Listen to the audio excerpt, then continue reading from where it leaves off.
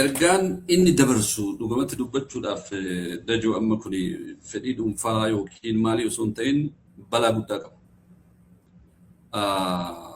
Gabaabumatti kasii kaasaa turedha.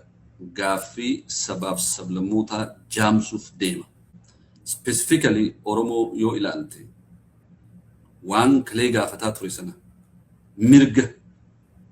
mirga afaan isaa guddisuu, afaan isaatiin dubbachuu, mirga afaan isaatiin barachuu, mirga afaan isaatiin argitee mana murtiitti wanni isaa ilaalamuu, hojii hojjetamu hunda afaan isaatiin hojjechuu, aadaa isaa guddifachuu, artii isaa guddifachuu, all these gaaffii jala galuu jechuudha.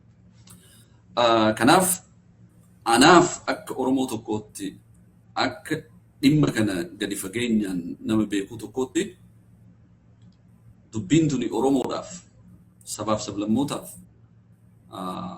dhimma jiraachuu fi jiraachuu dhabuuti. Dhimma mirga ofii kabachiisuu fi kabachiisuu dhabuuti. Literally hin jirtu jechuudha. Recognize erga hin ta'in ati hawaasa tokko keessatti hin jirtu jechuudha. Kun badii guddaa qaba.